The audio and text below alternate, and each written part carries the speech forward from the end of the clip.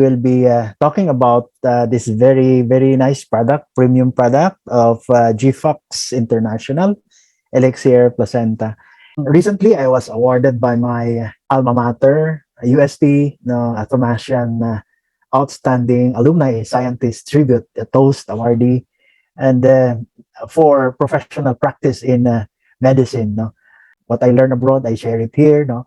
For everybody's benefit. No?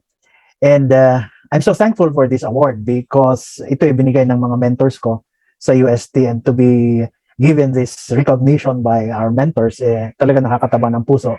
And I was just one of the few who was awarded for the 400th year, 400 years ang UST, no? During the celebration of 400 years of UST. No? I would like to start this presentation by saying this quotation of Thomas Alva Edison: "The doctor of the future will no longer treat the human frame with drugs, but rather will cure and prevent disease with nutrition." Sa madaling sabi, doctors for sure will be treating patients not with drugs anymore, but with whatever is available in nature, food, supplements, etc. No? And the saying, my favorite saying that says, "Eat your food as your medicines, otherwise you will have to eat your medicines as your food." No?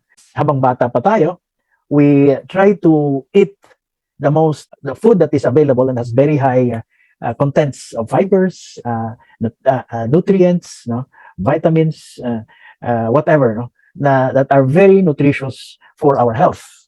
Instead of eating, of course, the opposite, especially junk foods, no? Yun ang contrast. Because if we keep doing that, then our body suffers. What happens is, at the end of the day, when we start to age, sisingilin na po tayo. Now, we start eating medicines, padami ng padami. Sabi na ng isang senior citizen na kausap ko, "Doc, napapansin ko lang, every year, parang padami ng padami ang aking supplements." Ibig sabihin, ngayon, meron akong para sa alta presyon. After 1 year, meron na akong para dagdag para sa arthritis, meron nang dagdag para sa diabetes, meron nang dagdag para sa prostate, meron nang dagdag kung ano-ano, padami ng padami. This is what we call eating medicines as your food. Simply because nung tayo ay bata pa, ay pabaya tayo. Honestly, online makikita nyo napakaraming very nutritious food that are not expensive. Kung yun lang ang available at hindi kayo nakakakain ng tama, balanced diet, na nutrients, then we would need supplements. This is where we are going, no? Saan tayo papunta, no? Now, going to this, the latest in world of stem cells, of course, andyan yung mga publications na kaliwat kanan that we cannot anymore deny, we cannot anymore just show aside and say, wala yan. Kasi these are headlines screaming at us na napakaraming sakit that stem cells are addressing, no? Very exciting breakthroughs the past 20 years ng stem cells, no? Makikita natin that the general population, the general public are now knowledgeable, no? Marami na silang alam dahil nababasa online, nababasa sa mga publications, sa mga social media ang stem cells, no? So many diseases na dating incurable, walang possibility of treatment, na mayroon ng possibility of getting better or can be addressed because of studies on research on stem cells, no? Stem cells, sabi nga nila, are now the key to living longer and healthier lives, no? So, ang iba pa nga ang sinasabi, stem cells, the secret of immortality. Can you imagine that? Parang walang kamatayan, no? Pahaba ng pahaba ang ating years to our life, no? So many things have been discovered about stem cells, no, in the past years, no, especially again as mentioned to you in our training sessions, that it helped when President Obama has approved the research, no, funding researches on stem cells, no, nakatulong yon. But even before President Obama did that, napakarami na po na research, especially in Europe, even in Asia, napakarami na. This is the reason why I got involved also in stem cells, no? Also treating patients with stem cells, no? Hindi na natin makakaila ang stem cell revolution. As the saying goes, stem cells are the fountain of youth. Sabi nga nila, ano ba ang fountain of youth? Saan ba makikita yon? ano ba ito, no? Are these medicines? Are these food, no? Ito yun. Stem cells are considered the fountain of youth, no? It is a vital or a very essential part of our immune system that repairs and regenerates damaged cells. Importante yan, no? Repairs, regenerates our damaged cells. Ang stem cells po, nasa katawan natin. From birth hanggang tumanda tayo, may stem cells tayo. Nandiyan dyan yan. So, typical example na you get a cut, no? Nagkaroon ka ng sugat sa iyong braso. Syempre, you get a cut, dumugo, you summon. Tatawagin mo ngayon ang stem cells mo, involuntarily, ang stem cells mo will go to, pupunta doon sa sugat para maghilom siya. Pupunta sa dugo para mag-clot siya, para tumigil ang pagdudugo. Otherwise, mauubusan tayo ng dugo. No? Then pupunta sa balat, sa skin natin, to create fibers, fibrous tissue para magkaroon ng, tama kayo, scar, magkakaroon ng scar formation, naghilom, no? Na-repair yung damaged na skin. Okay? That is a typical example of stem cells na mayroon tayo sa katawan. Okay? Also, na-fracture ka doing exercises, no? Nagbabike ka and then nagkaroon ka ng nahulog ka and you got a fracture. Siyempre, yung buto na fracture, na bali, no? It can either go misaligned, so para siyang gumagalaw, no? You cannot function kasi masakit, nabali yung buto. So what your immune system does is call on your osteocytes. Osteo means bone. Okay? Kaya osteoporosis, yung matatanda, nagiging marupok ang mga buto. Osteoporosis. Osteocytes, cells. Ang sites, C-Y-T-E-S, sites, osteocytes, bone cells. Tatawagin ngayon yan ng inyong immune system, papupuntahin doon sa nabali na buto para idugtong. Okay? So, anong gagawin ng iyong orthopedic surgeon, ng inyong doktor? I-immobilize, hindi kayo pagagalawin, lalagyan ng elastic bandage, lalagyan niya ng semento, sisementohin para hindi gumalaw. Kasi kung gumalaw, gagalaw-galaw, hindi ho mag-a-align. That is the reason why sinisemento ang ating braso, sinisemento ang leg para hindi gumalaw, para mabigyan ng opportunity yung mga osteocytes, stem cells, magdugtong. Okay? So after a month, 2 months, 3 months, depende sa klase ng fracture, tatanggalin na yung iyong semento, i-x-rayhin, makikita, umumbok na yun, napakaraming osteocytes, nadugtong na ang buto mo, at pwede ka na ulit mag-bike, magtumakbo, and all of that. No? So these are examples of stem cells na meron tayo sa katawan. Meron tayo. So whenever we have diseases, nagkakaroon tayo ng problema sa katawan, kailangan ma-repair yan. We call on our stem cells. Okay. But as we grow older, habang tumatanda tayo, pakaunti ng pakaunti ang stem cells natin. Okay? So, by the age of 35, the estimate is that we only have 50% na lang ang ating stem cells. Can you imagine that? 35.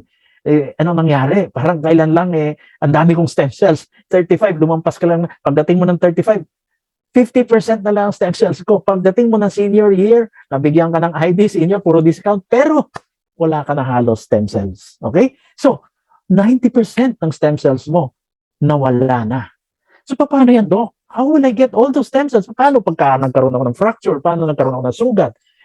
Yung immune system ko, paano? Kaya tayo, no, as human beings, pagdating ng seniors years, nagiging, habang patanda, nagiging sakitin na tayo. Okay? Because we have lost a lot of our stem cells. So, the less stem cells we have, the faster we age.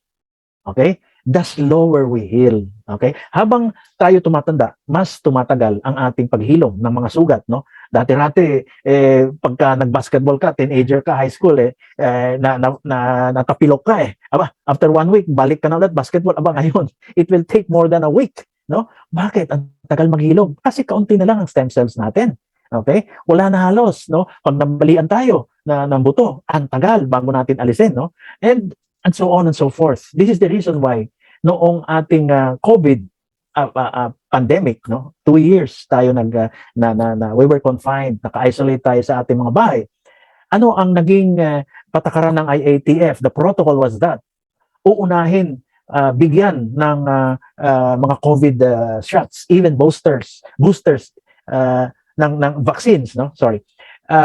Uunahin yung mga may comorbidities, yung matatanda, yung mga seniors. Bakit? Kasi mahina ang immune system, no? Mahina because we have aged. Nawala na tayo ng stem cells. So, ang tanong ngayon natin, paano tayo makakakuha ng stem cells na yan? How can we add stem cells to our system so that we will not be potentially malapit magkaroon ng sakit, mga infeksyon, no? So, ito ang mga sources ng stem cells, no? Ang sources ng stem cells, saan natin makukuha? Marami, no? Number one, embryonic. Ibig sabihin, embryo. Sa baby, as a baby, doon, maliit na yon, napakaraming stem cells doon. Sa cord blood, sa umbilical cord. Ang umbilical cord, yun yung galing sa placenta, sa inunan, papunta sa baby, napakaraming stem cells ang cord blood at saka cord tissue. Placental tissue, ang inunan. Ang inunan, yun yung the organ that is between the baby and the mother's uterus. Nakadikit po yun sa matris para magbigay ng nutrients, ng blood, together with blood, oxygen to the baby. Kaya napansin nyo, pagka ang buntis, ang baby nasa loob, paano humihinga yun? Paano nabubuhay yun? Eh, hindi naman humihinga, di ba? Walang oxygen. It is because of the blood coming from the mother. Kaya tayo pag huminga, napupuno ng oxygen ang ating baga, dadaan doon ang dugo na walang oxygen.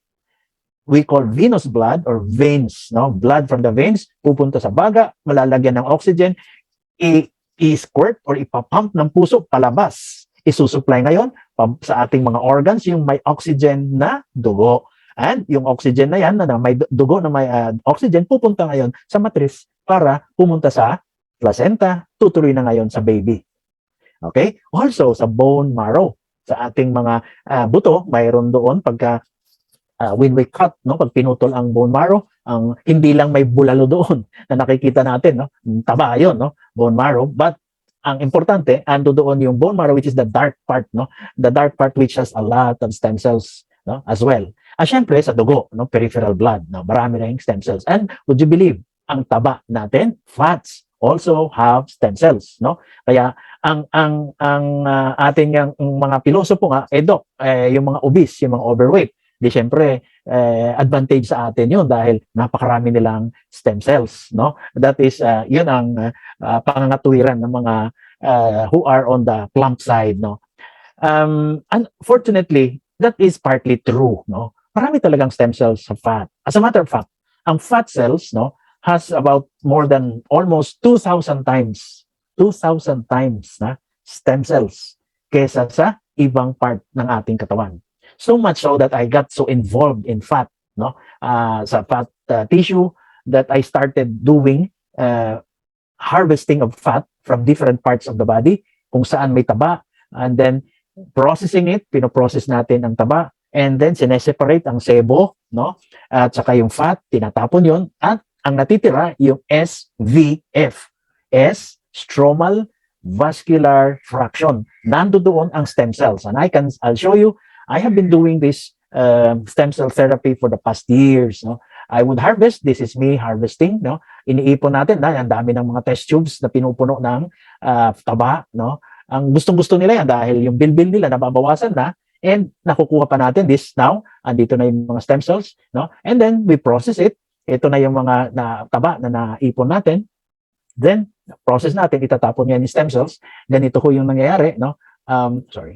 From surgery, ayan, yung dugo nasa baba, ang fat nandun, we wash it, we process it, and then ito na yung hiwalay, andito na sa baba yung taba, ando doon, pero on separate level, makikita natin ang SBF cell pellet, ito yun. This is how stem cells look, no? Ayan, parang mga sperm na maliliit, no? Culture dito. This is how I obtain adipose stem cells, ASC, no? From this, it now is differentiated into taba, no? It can differentiate into bone, buto, muscle, cartilage, okay? So, ang ginagawa ko dyan, either I give it intravenously, no? Sa dextrose, ibibigay ko sa pasyente for rejuvenation, no? Or directly doon sa problema ng pasyente, no? Kung ang problema ng pasyente ay sa buto, sa dugo, wherever, no? It goes to that area. Pagka ang pasyente, for example, may arthritis, no, let's say sa tuhod, inflamed yun. magang-maga ang tuhod. Pag in-inject mo IV, yung stem cells na yon, tatakbo siya papunta doon sa inflamed yung maga na area. And usually, that would be the area of yung may arthritis. And true enough, kadamihan ng mga pasyente are improves, no, without taking their medications in the succeeding months to even years. Okay? So, ganito ang ginagawa ko the past years. Now, hindi naman lahat may kaya nito. Because how much does this cost, no? At during the height of this, no, mahina ho ang milyones, no, 1.5 to 1.8 million, no, ang singilan per session, no. And I have had patients even as far as Malaysia coming over, no. Kasi sa ibang lugar, mahal, no. Mahal 'yon, eh. It's quite expensive, pricey. And in some areas, hindi pwede gawin, no. And alam naman natin during this 2010, 2011 time, nung time na yon, pati yung ating mga celebrities, naglabasan lahat, na nagpagawa sila ng stem cell, nagpunta sa Europe, lahat na. No? I think nabasa nyo sila Enrile, no? To name a few, sila Imelda. No?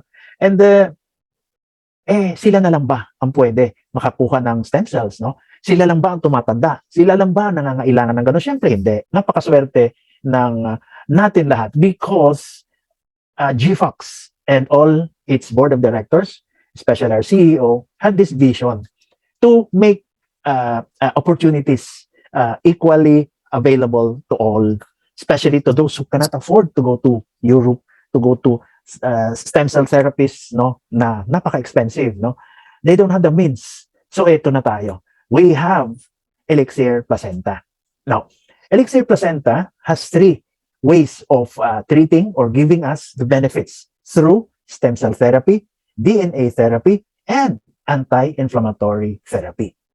Okay, himayin natin ito. Let's go to the most important part, which is the stem cell therapy, the first part. No? Now, the stem cell therapy, paano nga ba ito? Ano ba itong stem cell na ito? No? So, look at it this way. No?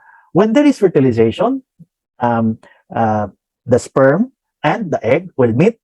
Pagka nag-meet sila, na-fertilize, nagkakaroon ng egg, zygote, ang tawag natin doon, it becomes a fertilized egg, and then it will develop. Okay?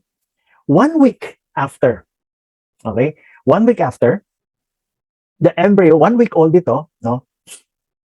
Makikita natin na ang embryo pinapalibutan ng cells that will become the placenta. Okay?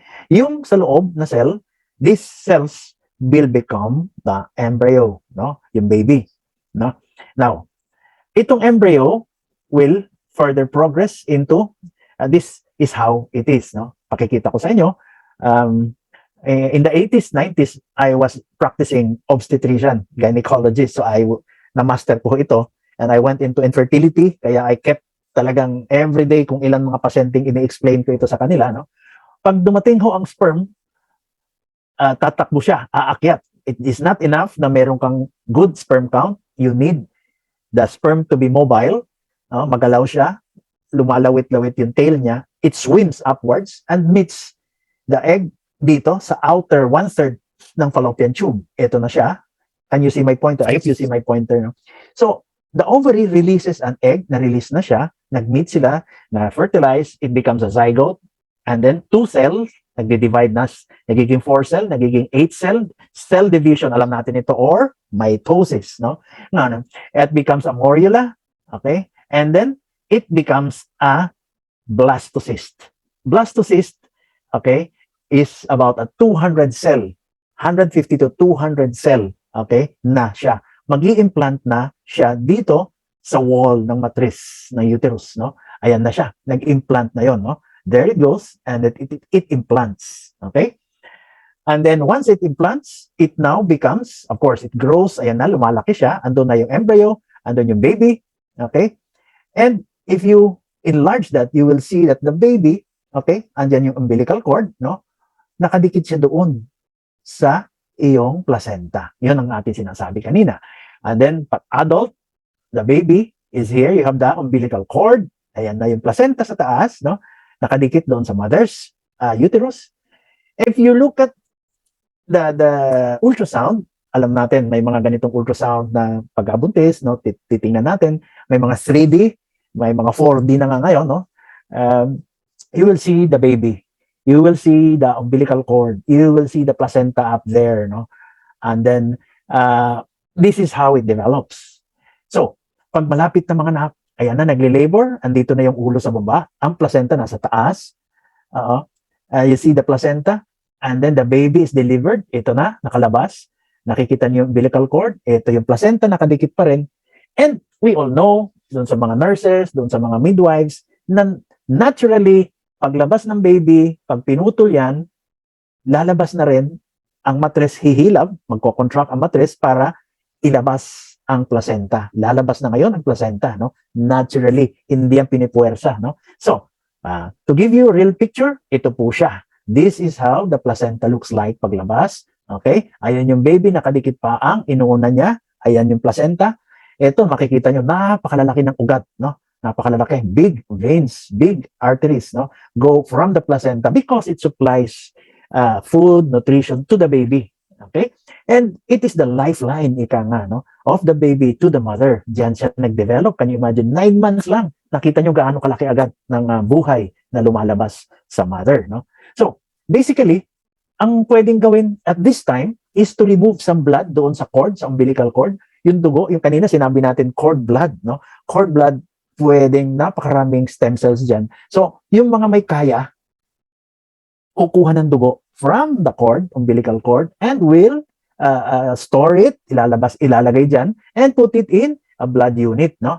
Blood bank unit for stem cells. Meron kaya diyan sa Pilipinas? Negative, wala ho nun. Ito ba available na nung time natin, nung pinanganak tayo?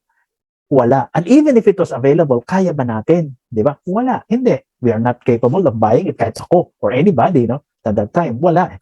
So, this is available in other countries, no? So, they can store the cord blood of a baby for need pag kinailangan niya in the future, years later, no? Can you imagine ilang taon yun, no? 60 years, 70 years, they have that.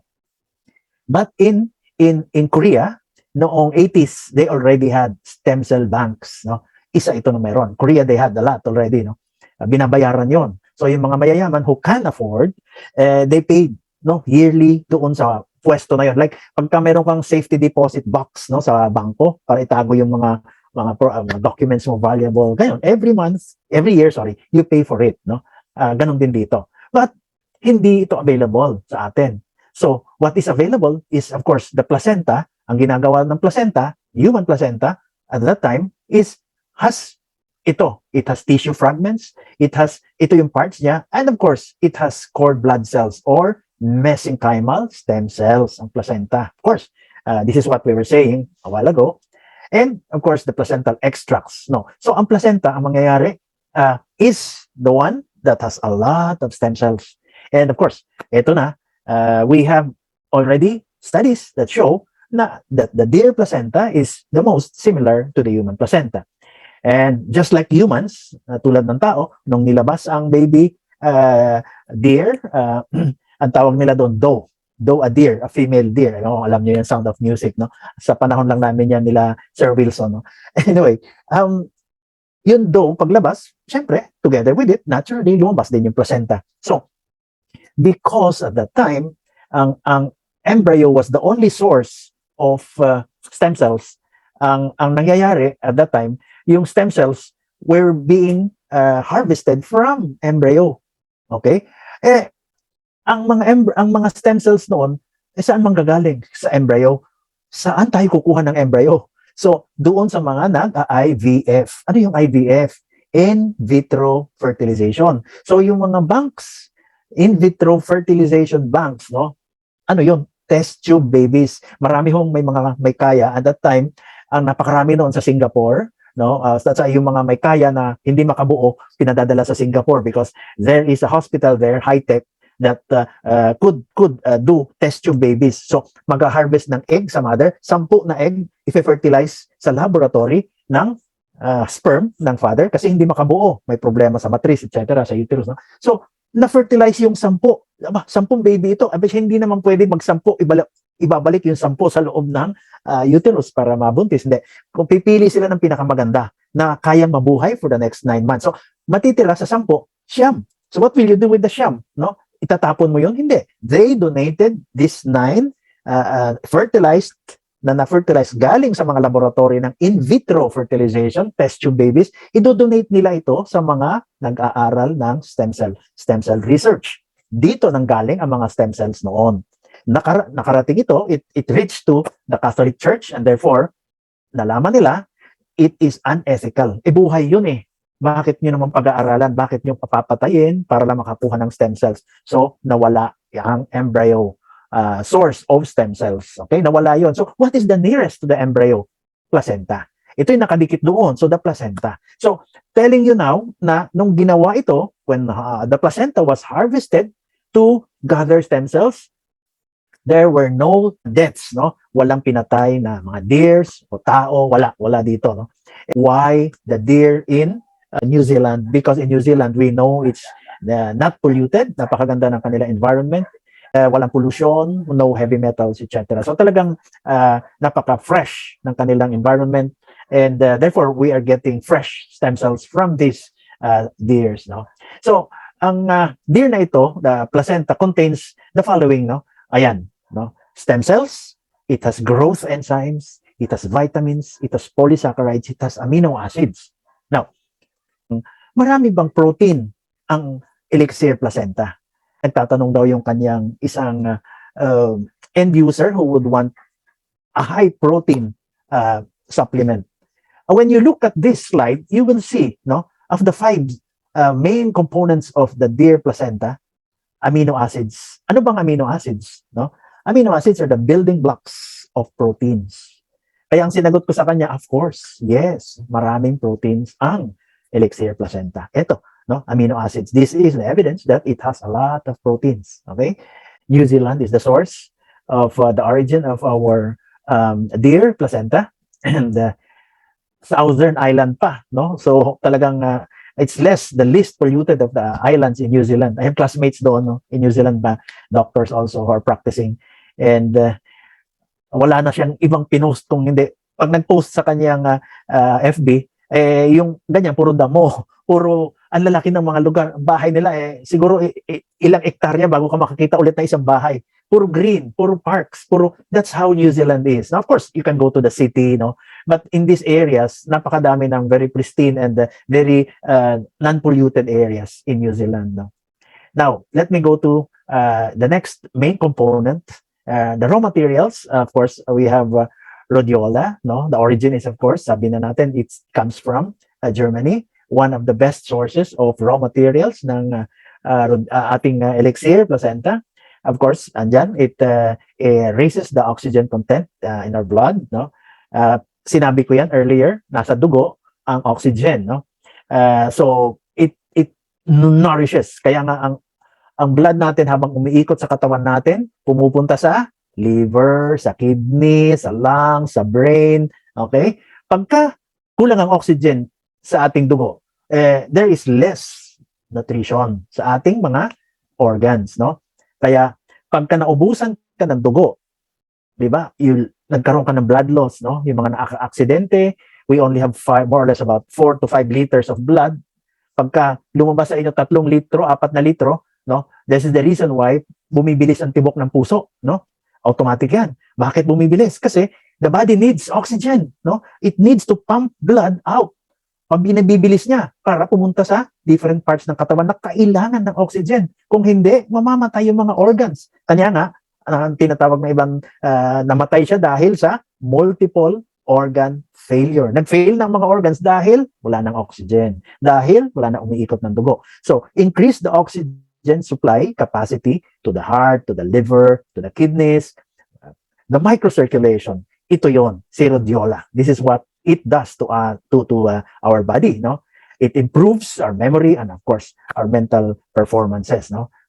And it lowers blood sugar levels and blood pressure. Doon pa lang sulit na tayo. Why? Because ang dami nating binibili ng mga gamot para pababain ang ating blood pressure, pababain ang ating blood sugar, and this particular component, no? Active ingredient ng elixir placenta helps that. It lowers blood sugar, it lowers blood pressure, no? Hindi lang po siya tumutulong, no? But it really does lower it, no? Ang ibig sabihin, when you are taking elixir placenta, you have to monitor. You monitor the blood sugar, you monitor the blood pressure, no? Inukunan nyo ng blood pressure. Kasi, dadating ho yung panahon, while you are taking elixir placenta, of course, pagka may diabetes ang mga pasyente na nagtitake ng elixir placenta, huwag niyo sabihin na itigil nyo ang maintenance. No. Continue with your maintenance. Pero, i-monitor lang, no? You monitor, meaning to say, check nyo. Kasi magugulat na lang sila, teka muna, parang bumababa ang aking blood sugar, no? Nagtitake ako ng aking medicines, maintenance, bumababa ang aking blood pressure. Nagtitake ako ng, together with elixir placenta, bumababa parehas. So that means, bababaan ko na yung aking maintenance. Dati 100 milligrams ang aking losartan na tinitake for blood pressure. Aba, gawin ko ng 50. But I'm still taking, no? Yung aking elixir placenta. Aba, teka muna. Bumababa pa rin, no? So that means nagiging gumaganda ang blood pressure ng ating katawan. So therefore, you may the possibility is very high that your dosage, the dosage of your maintenance, pababa ng pababa until you may have the benefit, no, of removing your maintenance already, no. Ang gamot nakakababa ng blood pressure. No, not elixir, but losartan, for example, it has also other side effects, no. May mga side effects ang mga gamot na tinitake natin, no. But we always weigh, as doctors, as scientists, as researchers, we always weigh benefits against the side effects, no, the bad effects, no. Kung nakakababa ng blood pressure, maganda yun. Ano naman ang negative effects, side effects? Well, marami. One of them, very typical is, for example, sa mga lalaki, nagkakaroon sila ng erectile dysfunction, no? Nagkakaroon sila ng difficulty of erection or maintaining an erection. Pag natigil nila yung mga blood pressure medicines nila, mapapansin nila o binabaan nila, nagkakaroon sila ng magandang erection, bumabalik yung kanilang erection, and the erectile dysfunction is almost treated. You see, may side effects eh. So, pagka inalis mo yun, yung gamot na para sa blood pressure, mas wala nang side effects, no? And also, you have this particular benefits of this supplement. Angelica sinensis. It has Angelica sinensis, ang ating origin of the raw material is coming from Taiwan. Ano, ha? And yung Taiwan is one of the best sources of Angelica sinensis. No? And again, it increases blood circulation, effectively transports active ingredients from placenta directly to the cells. No? Very typical na effect ng Angelica sinensis na hindi mo makakalimutan is of course sa babae, Angelica, angel, pang babae, menopausal symptoms, no? Hot flashes, night sweats, yung mga nag-menopause dyan, alam nyo, no? Yung mga 50s, 60s, you can tell them, misis, alam nyo, nagkakaroon kayo ng hot flashes, night sweats, no? Hindi kayo makatulog sa gabi, nagkaka-palpitation kayo, no? Kahit walang ginagawa si Mr. na kababalaghan, abay, nagkakaroon kayo ng kaba-kaba. Part yan ng menopausal symptom nyo, no? Yung tinatawag natin na mga hot flashes, no? Kahit ang lamig na sa loob ng kwarto, naka-aircon, kayo ay namamaypay. Night sweats, no? All of these are menopausal symptoms, no? And hindi ho ibig sabihin ng hot flashes yung hot ka, no? Sexy ka, hot. Hindi ho. Ang hot flashes now and then nagkakaroon ka ng pag-iinit ng katawan, lalo na sa mukha, namumula ka, and then you have night sweats, no? Especially. And ito po, nababawasan with Angelica sinensis, no? And it improves. So, meron ang ating elixir placenta niyan. And in males, also, Angelica sinensis addresses, no, to the premature ejaculation. No? So, if the treatment is just, no, I mean, if the problem is just ang tinatawag natin na no etiology na premature ejaculation, it can be healed or treated by Angelica sinensis, which elixir placenta meron. Okay? So, that's about it for the stem cell therapy. Punta naman tayo ngayon sa DNA therapy. No? First of all, let me say, itong pinaka most important active ingredient ng ating elixir placenta is of course the grape and the olive extract. No? According to studies in Harvard, ang telomeres ng ating cells, ito sa dulo, gets depleted. No? Kasi once nag-combine siya, ang ating mga cells, once nag-combine, napuputulan tayo ng part ng ating cells, no? And the DNA cells will continue to age habang putol ng putol ng putol ng putol, no? So pag naubos ang legs niyan, it dies up, namamatay yung cell, no? Kaya nga, ang sabi, if your telomeres will subdivide or divide, cell divide, no? Cell division, in 60 times or 60 years, buhay ka up to 60 years, 90 years, no? Beyond that, wala na. So, mayroon ang ating grape and olive extract, it has telomerase, no? Ang telomerase, it inhibits the shortening. Ito kasi hindi napuputol, no? So, in effect, hindi napuputol, nagtatagal ang buhay ng telomeres. Ang telomeres will continue to live longer. So, it lengthens, no, the life of telomeres, and therefore, in effect, the cells. And in effect, ang cells natin hindi nangangamatay, there's no cell death, and therefore, mas matagal ang ating lifespan, no? Mas sumahaba. May mga research na gano'n, no? In Japan, there is an island na napakadami ng kanilang matatanda, living up to 120 years even, no? Mayroon 140, etc. years, no? And they have found out na napakadami ng kanilang grape and olive extract where it's a very good source of telomerase, no? Also, it inhibits infectious growth, no? So, it is a very good protection against infection. And ito, pinaka-importante, it has an antiviral and antimicrobial effect. If you take Elixir Placenta, in effect, you have grape and olive extract and therefore, protected tayo sa ganyan, no? If ever, Dok, hindi ka magkakasakit, ay, siyempre magkakasakit. But the chance of you getting worse or severe will not be as severe. It will only be mild to moderate because you have this protection. Okay? It improves collagen levels and bone strength. Diba? Sino ba naman ang may ayaw ng collagen increase, no? In bone strength, di ba? So, lahat tayo, because as I said, as we age, lahat ng ating stem cells, no? Especially the osteocytes, start to dwindle, no? Pakaunti ng pakaunti. Kanya nga, yung mga commercial na uminom ka ng gatas kasi mataas sa calcium, okay? Para wala kang osteoporosis. Ito yun. Ito, diretso na mismo sa buto. Because this deserves more exposure. Because ito talaga ang kailangan natin to strengthen bones, not the milk. The milk has calcium, which is just part of stimulus that would strengthen the bone, no? Maraming bagay ang kailangan bago mag-deposit ang calcium doon sa buto. One important aspect is estrogen. Pagka wala ka na hong estrogen, mahihirapan mag-implant ang bone cells doon sa buto, even if you take kahit ilang litro ng gatas na yon na ina-advertise. No? I just don't want to, ayaw ko makipag-away sa kanila, but that is the truth. Basahin nyo ho, you will see that it is not enough to take calcium to get bone deposits. No? Ito ho ang mas importante because this really creates or gives bone strength through stem cell production, activating our stem cells. No? NMN, no? It has ang ating Elixir Placenta has NMN, no? Nicotinamide mononucleotide, no? It will stabilize our DNA sequence and improves yung mga DNA disorders which alam niyo naman natin si nanay obese, si anak obese din, no? Nasa genes, no? Pwedeng manahin mo yun and it lowers the possibility of that, no? Kasi chromosomal yan eh. It is DNA, the genetics, sabi nga nila, no? Ang tangkad ng father, ang tangkad ng mother, definitely mas matangkad yung anak, no? Mangyayari, no? Genetics din yun, no? And it reduces the risk of heart disease, no? And improves fitness and muscle endurance, no? Ito yung mga athletes or those who are training, no, to be physically fit, mga nag-gym, napaka-importante nito, no?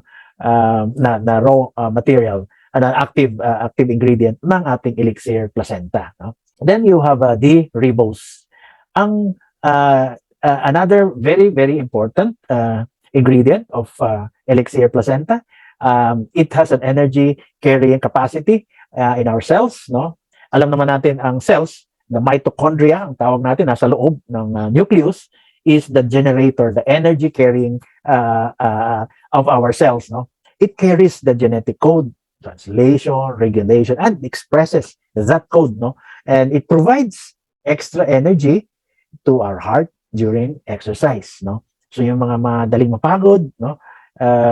Hingalin, no? Of course, you have ruled out other causes, no? Eh, kung may hika ka, ay baka yun ang cause, no? But if there are no other causes except your heart, hindi ka let's say you are attempting to get to a certain point na mag-progress ang iyong stamina, no? Hindi mo magawa. This can help because of the ribose, no?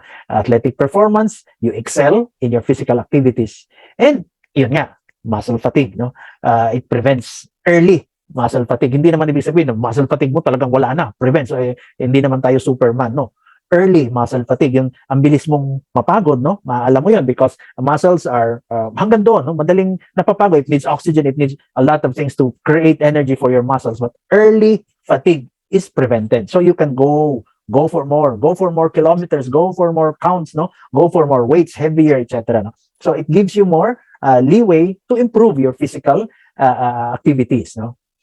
Okay, MCT or medium chain triglycerides or MCTs, no? Most of this will combine with protein to form free fatty acids, no? And it rapidly oxidizes and decomposes to form ketone bodies, which provide energy for our cells. No, it's self-explanatory. It provides energy. Of course, obvious that it acts directly on the cells. No, so mas nagtatagal siya. Cell function is enhanced. No? Weight loss and improved weight management. Again, medium chain triglycerides or MCTs helps in this. No? Weight loss and weight management, ang hirap kasi madalas makontrol ang ating weight management. Meaning to say, meron tayong, we have the will, no? Gusto ko na mag-reduce eh. Pero it's like playing an accordion, liliit, lalaki, no? Even if we have the will, no? Madalas it is because of genetics, no? Nasa DNA mo na yan, na talagang hahanap-hanapin mo ang maya-maya, gutom ka, no? Nasanay ka sa ganun, puno permi ang tiyan mo, no? And it is, sabi nga na iba, behavioral dynamics, kailangan ayusin mo yung mental. Hindi pa rin eh. Kasi kahit na disiplinado ka, ang hirap, no? Ang hirap labanan ang DNA mo because you are wired, sabi nga nila, no? To be this, no? Ito ka na eh. Mahirap. But you can will it, of course. Doesn't mean that wala nang paraan, no? There is. Ito, Elixir Placenta, can help you.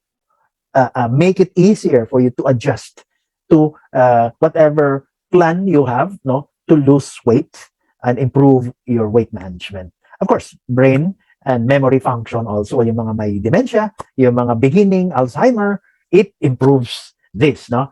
Yung mga seniors who are getting to be forgetful, no? Pupunta daw sa pinto, pagbukas, hindi niya alam kung papasok siya o lalabas.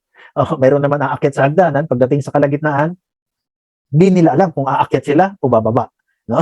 So, yung mga ganon, actually, funny, no? But if you will come to think of it, it's really a lot of things going on in your mind. It's just doing a better brain function and memory enhancement that helps ourselves, no? As when we take Elixir Placenta, it helps us, definitely. Now, the last part of the three is the anti-inflammatory therapy, which of course, ito na yung red ginseng. Of course, saan galing itong raw material? Saan pa? But in South Korea, which is the #1 producer of ginseng, no? It has 13 times higher absorption rate, no? This has passed through trials, no? Pharmacokinetic trials. Itong ginseng that was used for our Elixir Placenta, I understand has been patented by our GFOX, no? The company, to have our own red ginseng, no? And marami naman ginseng na magaganda, no? But unfortunately, hindi lahat ng ginseng na yan can be beneficial to us kasi hindi lahat na-absorb. Look at this sa baba, no? These are roots ng ginseng, no?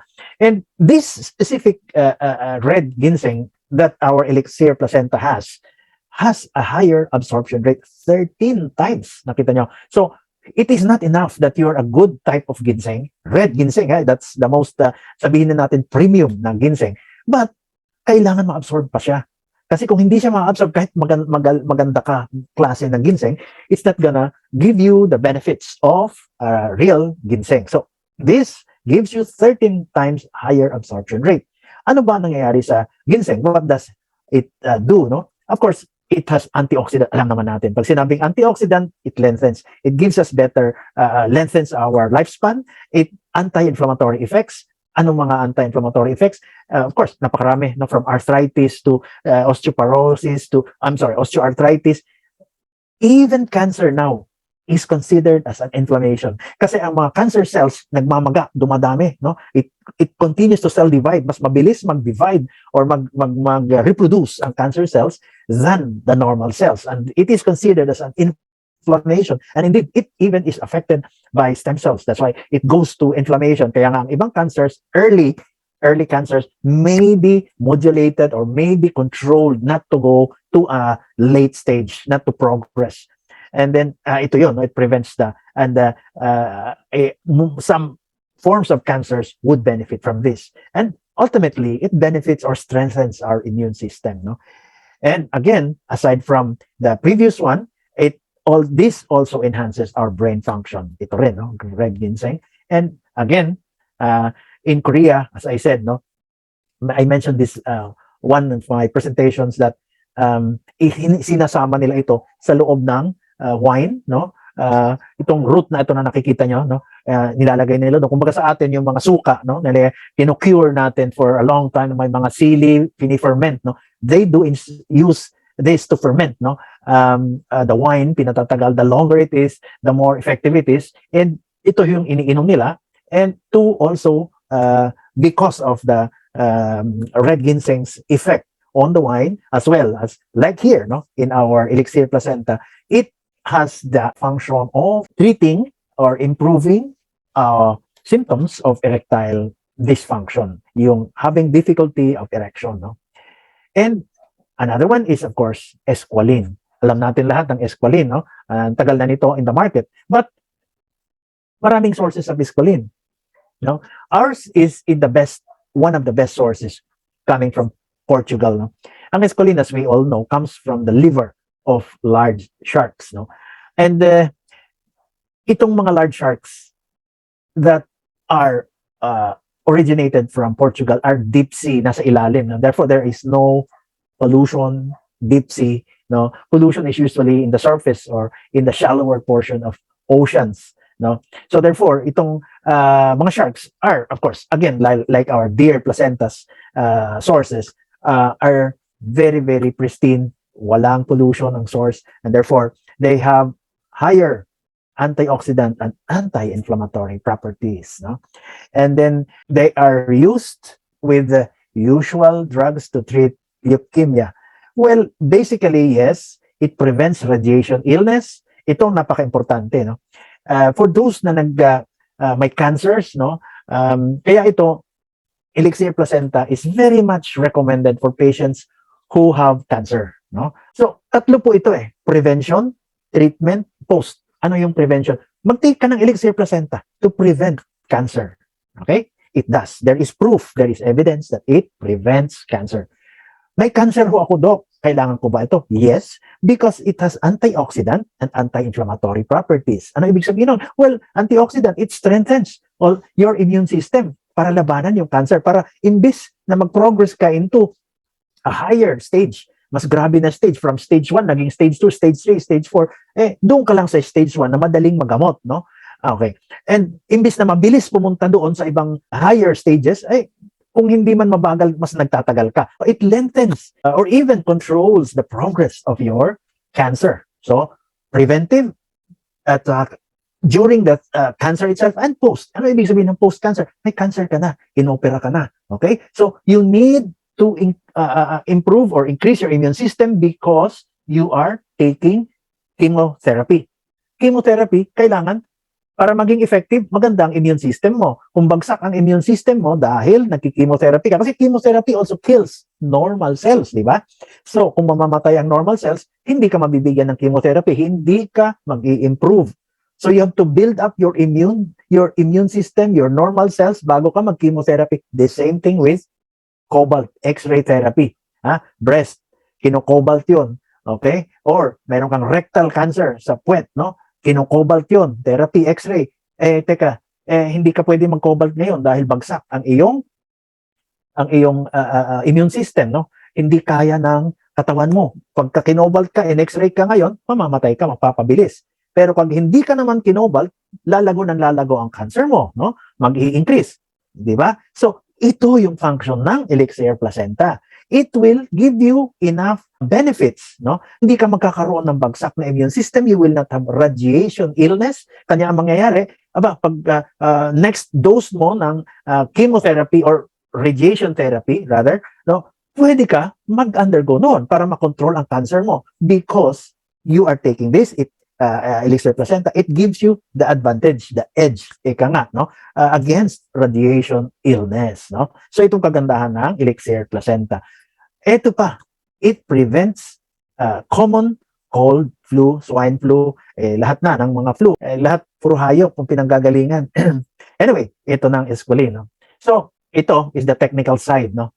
Elixir Placenta was protected, no, packaged, packed, no, how it was prepared so that the contents will come to you as fresh as it was manufactured, no. So as you can see, yung initial layer, it has an antioxidant preservation technology that keeps the ingredients active inside, no. Again, it has a special homogenization technology which maintains yung proportion ng powdery at saka oily ingredients. Because alam naman natin, ang contents ng gamot, it can be powdery and there are oily contents. Hindi mo pwede magkaiba yon, magkahalo because one would predominate over the other. Dapat eksakto ang kanyang proportion, no? So it has to be a special homogenization technology. Now, outside of it, a soft gel technology, seamless, ika nga. And what does it do? Outside of the seamless soft gel is the anti-stick enteric coating, no? We have to realize na pag tinake natin ang gamot, pagdating ho sa ating stomach, sa tiyan, no, nakikita niyo naman ang mga commercial, no, magma-alox ka kasi ang daming kumukulo ang acid mo, no, para patahimikin. The same thing, pag nag-take ka ng gamot, no, itong ating Elixir Placenta, once it reaches the stomach, it will be acted upon by gastric acids. E di, nasira yun, no, doon sa tiyan natin. Hindi pa man nakakarating sa labas ng stomach which goes to the small intestine. Ang small intestine ho, doon dapat ma-absorb ang mga gamot. Doon dapat ma-absorb ang mga nutrients, vitamins, food, lahat. Hindi sa stomach. Dapat sa small intestine para mapakinabangan ng pasyente natin, no? So, how will we do it? Pagkat yung mismong tablet natunaw lahat sa tiyan because of gastric acids, wala na makakarating sa small intestine, right? So we will not benefit from it. This is the reason why we have an anti-stick enteric coating. Enteric means enteric intestine yon, no? So it will preserve it para makarating siya sa ating small intestine, no? And then again, it has a nitrogen injection to preserve it. Anong nitrogen? Ang tawag natin dyan in technical terms, cryopreservation, no? Cryo means cold, no? Cold. It will preserve it para hindi siya masira, no? Para the nutrients inside the supplement, the medicine will be preserved, no? So, ayan, no? I hope I was able to explain it well, no? And ito na siya, how to use it. Then depends for maintenance. Inuna agad ang maintenance, ano? 1 capsule a day would be sufficient, no? Why do we say maintenance? Actually, ito yung mga, wala naman akong sakit eh. Hindi ko kailangan yan eh. No. Tumatanda tayo, di ba? That's what I was saying earlier. And as you age, you lose a lot of stem cells. Ito yun. Once a day. Once a day ka, wala ka nararamdaman. Go. Once a day is good, no? And then for enhancement or not only enhancement, for treatment, no? At wala naman kasi ng Elixir Placenta before. Wala yan eh. Ngayon lang tayo nagkaroon. So, siyempre, yung pasyente or the one who would like to take it, may sakit ngayon. Grabe siya, no? Let's say, nasa stage 2, mataas ang diabetes, mataas ang blood sugar, mataas ang hypertension, no? Grabe ang hypertension because there's such a thing as severe hypertension. Then, you can start with 2 capsules. Okay? Ito yun, no? Not only enhancement, but for treatment purposes as well. Treatment, no? And, wag tayo magkakamali. Hindi ho ito gamot. no? Hindi ito gamot. That's why it's not for treatment. That's why you don't stop. Hindi mo, huwag patitigil yung mga gamot na iniinom nila, no? Continue mo lang yun, as I said. Pero ito yung pantulong, tumutulong. Because even if you take medicines for your problem, hypertension, parang palala ng palala. Sabi ni Doc, 1 tablet a day. Aba, last year yun. Ngayon gusto na niya 2 tablets, twice a day na. Next year, 3 times na. See, palala ka ng palala. Because your body can only do so much. Pakaunti ng pakaunti ang stem cells mo eh. So, hindi ka na kasing lakas last 2 years ago. Kaya 3 times a day ka na ngayon. See, lumalala ang hypertension mo. Pero makokontrol lang siya if you take 3 times a day na. Before, it was only once a day. But when you start this, Elixir Placenta, there is a very high possibility that you can go back to once a day. You know what I'm trying to say? Okay? Ganon ho yun. That's how you explain yung mga interested to start taking it. Okay? So, okay. Jaran! Ayan na.